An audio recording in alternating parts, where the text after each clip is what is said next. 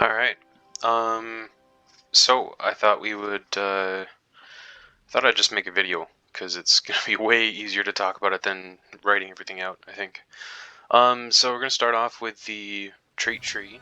Um, Obviously blue tree and mini.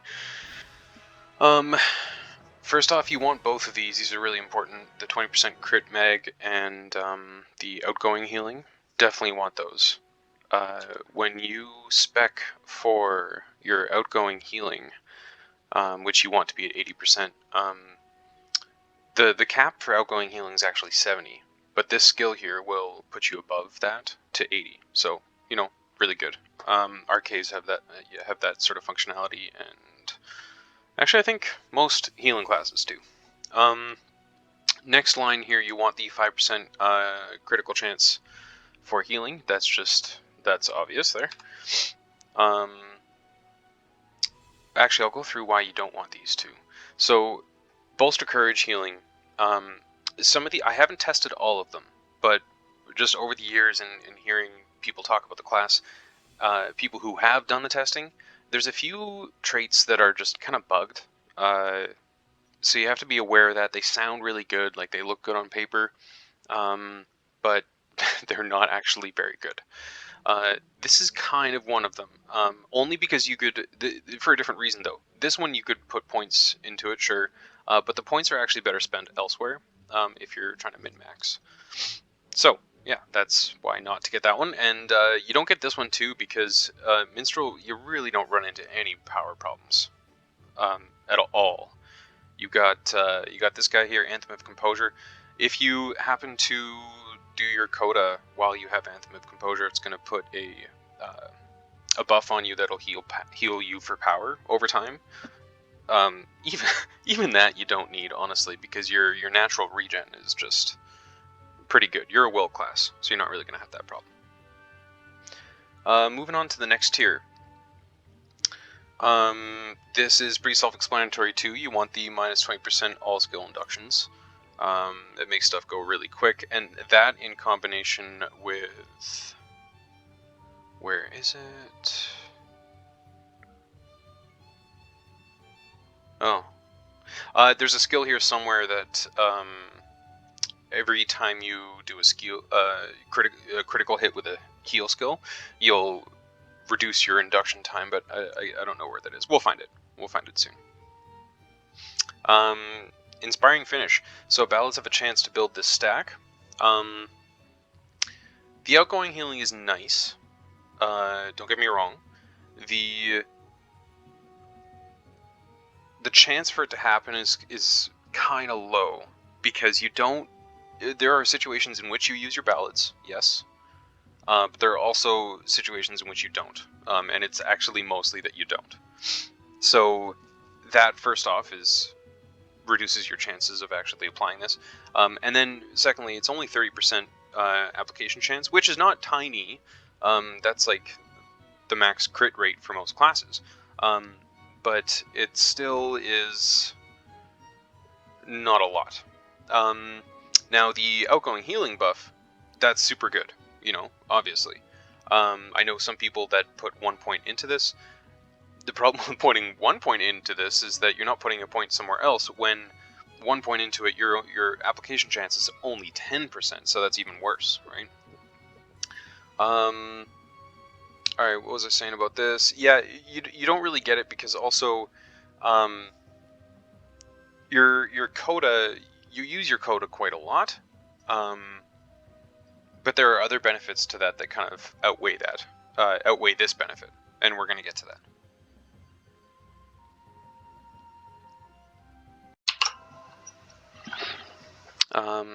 Alright, moving down to the next tier here. Resonant Piercing Cry. So, this is this is sort of controversial. It's 1 point, which is why I put it in. This puts a sort of a puddle, a square on the ground, that if your target that you're healing is within that, it'll boost your heals from Bolster Courage and Raise the Spirit. I've done tests on this. It seems like Oh, one sec. Usax is asking me how I like the trees.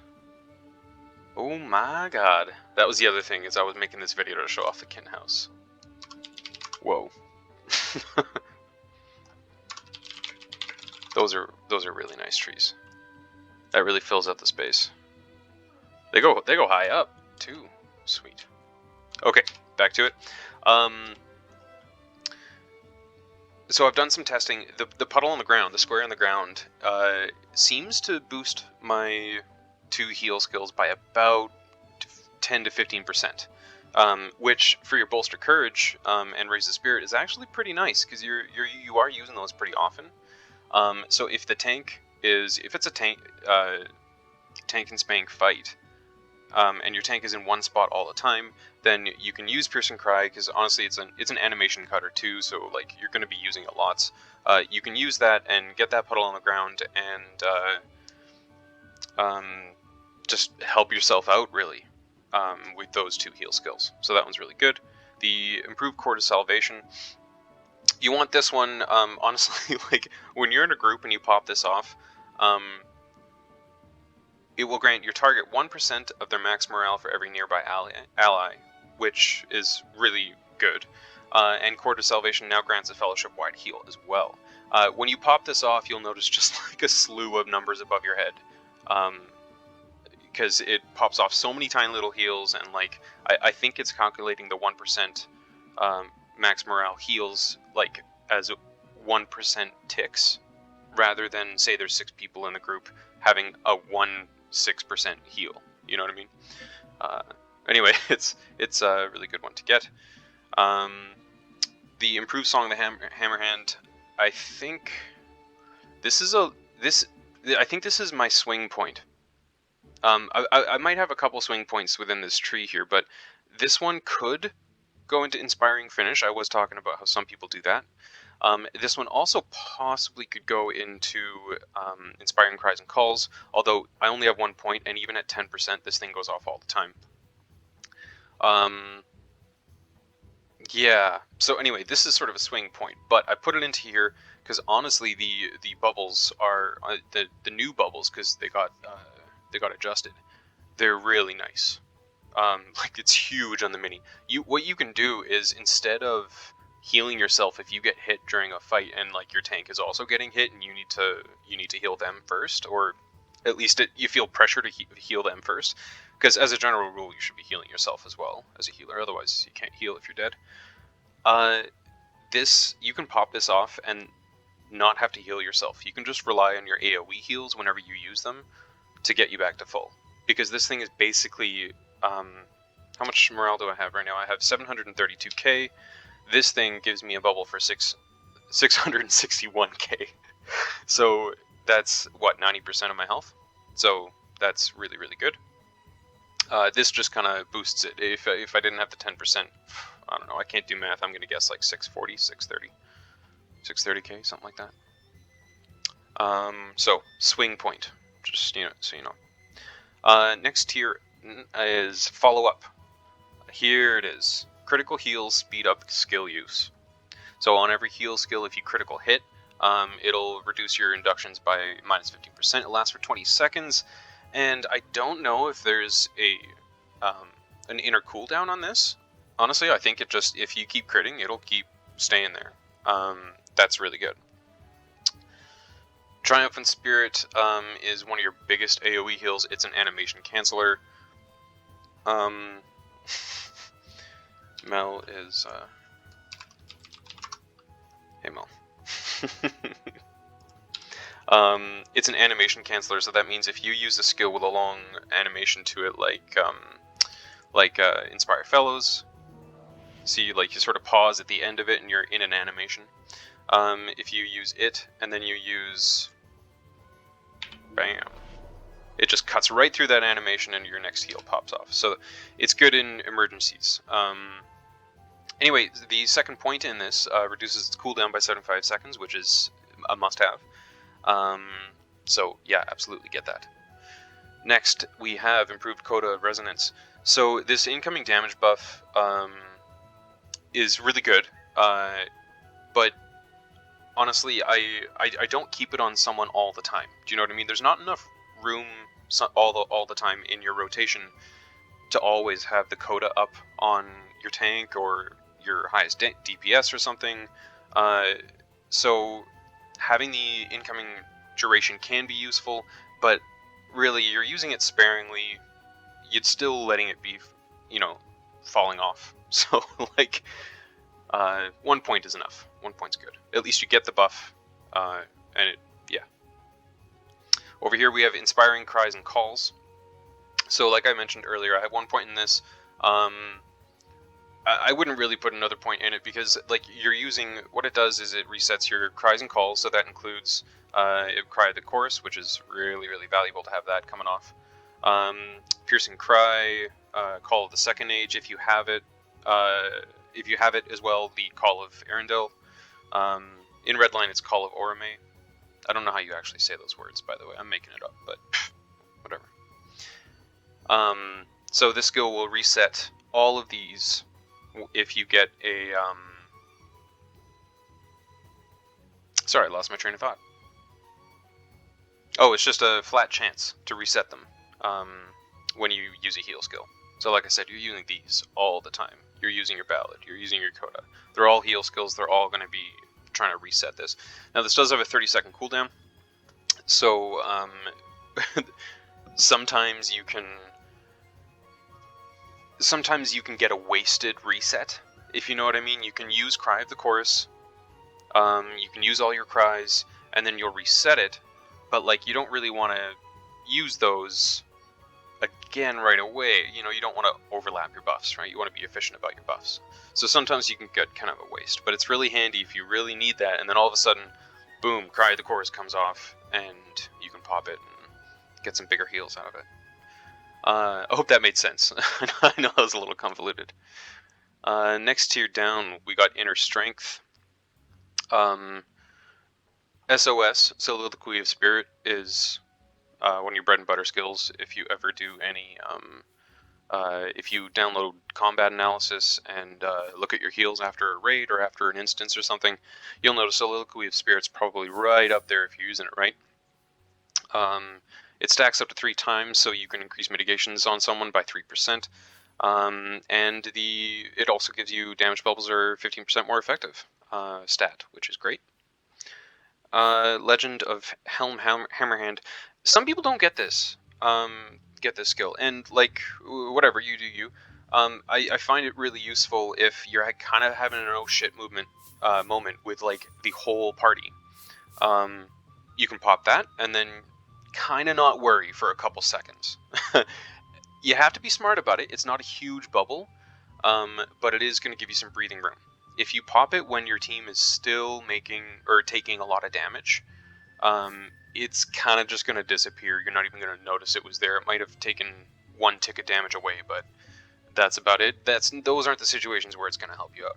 It's going to help you out if a big hit just came from the boss, and you know that after that, it's kind of just more sustained damage on the tank. You can pop this.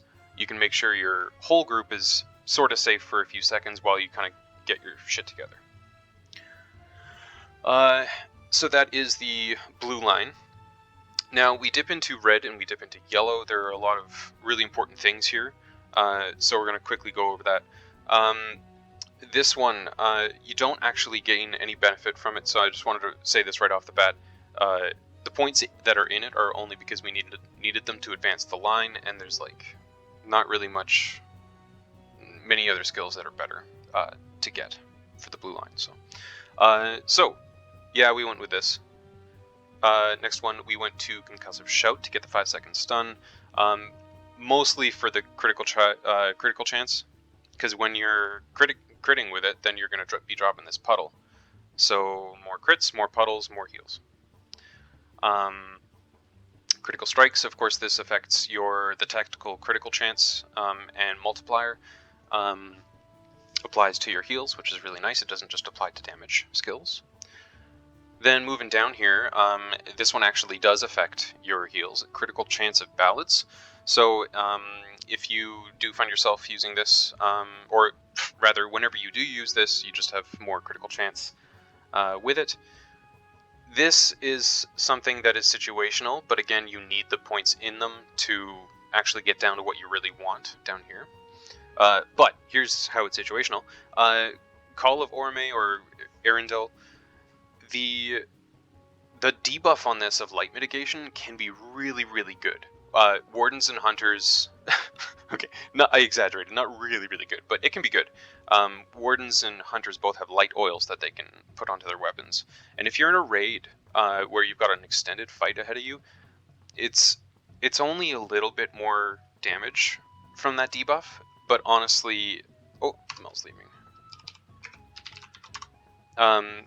It's only a little bit more damage, but over the course of, say, I don't know, 20-minute fight, it can add quite a lot if you're keeping this on cooldown. This one just adds targets and it increases the damage. It's not really useful, but again, we need the points. Now, what we really want from the red line tree here, aside from critical chance, is the Anthem of War. I've heard healers say that they don't take this because the 5% that it gives you doesn't really help them because their group is already bad DPS. They just need more heals. Bullshit. If you use this, they're doing 5% more DPS, and 5% more is 5% more. More damage is more damage. Simply put, right? So it's dumb from that respect. Some people say they can't spend the points to get down to it because they have to have it in other places. Well, I mean, okay, I see that. It depends on how many points you have, but honestly, if you're spending points in other places, I don't really know where. There are really good reasons not to use a lot of these skills, or put points in a lot of these skills. So, that's iffy. Regardless, 5% melee and ranged, 10% tactical damage. This is really, really valuable for your raid.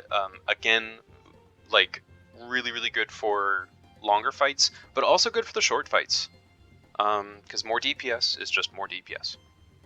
Moving over to the yellow, Anthem of Composure. So this is another anthem that you will be wanting to keep it up all the time.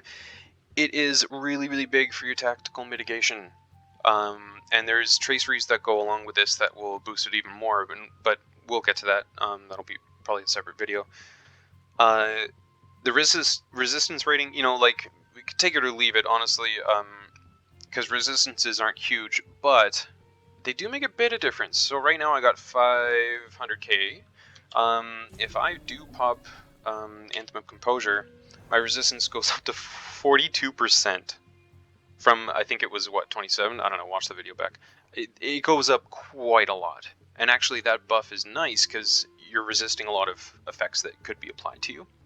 So, anyway, Anthem of Composure is really good to get. To fill out the 5 points in this trait line, or this row here, you want to put the rest into improved Inspire Fellows. This just buffs, I mean, you can read it, it buffs everything about it, and it's one of your, it's a pretty big AoE heal. It's one of your bread and butter skills, so definitely get that. Tactical Mastery in row 2 here, it's really good, not necessarily for the Tactical Mastery. That's better if you're in Redline mainly, because Tactical Mastery as a healing class does contribute to outgoing healing, but you're best to stack with essences and on gear outgoing healing because tactical doesn't boost it enough. So for this skill here, the Tactical Mastery is good, but not needed. It's really, we really get this one for the 5% tactical mitigation, because this skill right here can boost you over the tactical mitigation cap. So you see right now, as a light class, my tactical mitigation cap should be 40%, but I'm at 45 because of this skill. So that's really good. Next we went Of All Trades. This is controversial, and I haven't tested it. I need to, so remind me if you see me.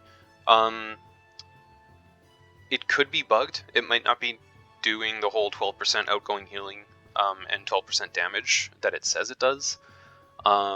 So yeah, I'll have to test that, but regardless, I took it because if it is doing what it says it does, then 12% outgoing healing is just really, really good.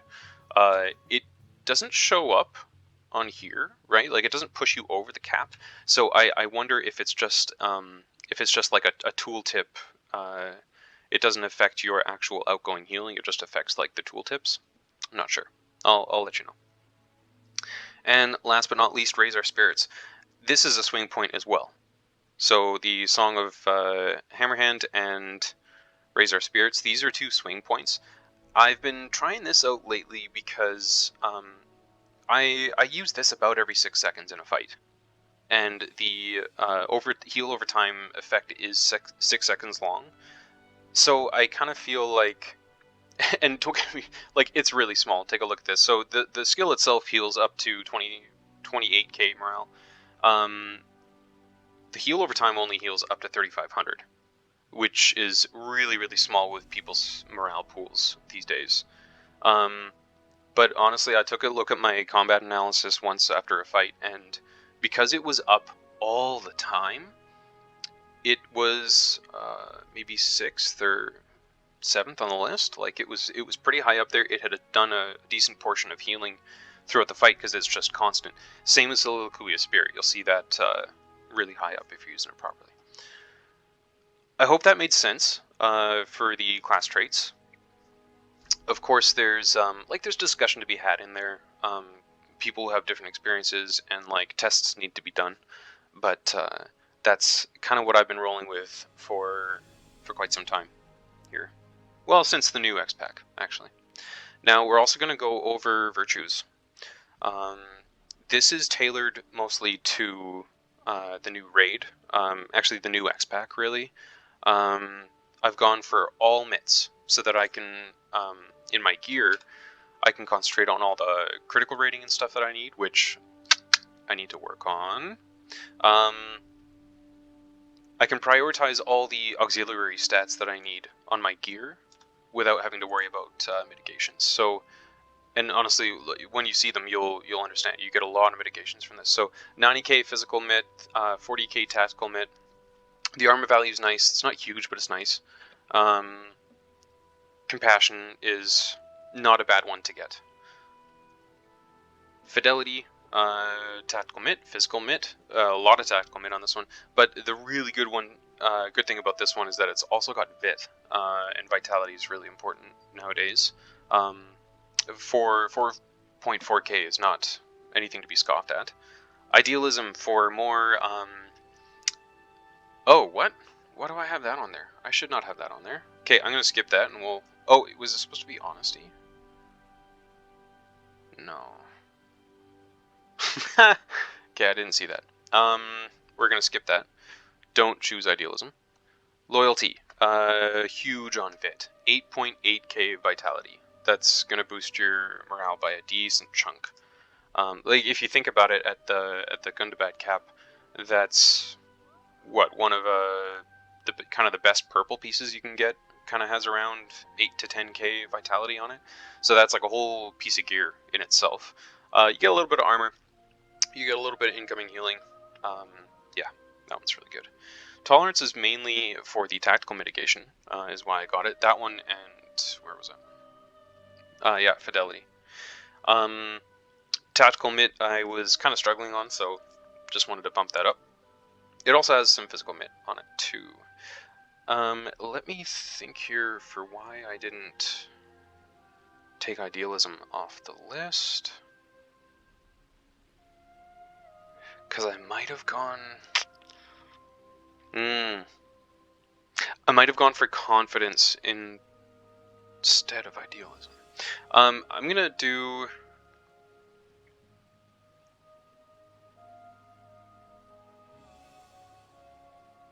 Okay, this choice might not stay, but I'm gonna do it for now. I don't think it's a terrible choice. I'm just looking at the options of virtues that I have that are maxed out right now, which is not a lot. So,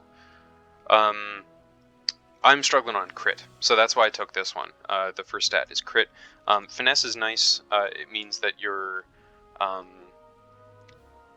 like things like Piercing Cry, if you're trying to stun something or keep it stunned, it won't get resisted. If you're trying to debuff something for light mitigation, it won't get resisted. So Finesse is nice. The rest of the stats you could leave. But I mean, as a healer, like I don't have a lot of finesse anyway. So really, the only thing helping me out here is the critical rating, which yeah, I need to boost. Okay, that's it. If you have any questions about it, let me know, of course. And I will be back soon with a different video about legendary items and gear. We might do those in 2 separate videos, actually, because there's a lot to talk about. Alright, talk to you later, Misfits.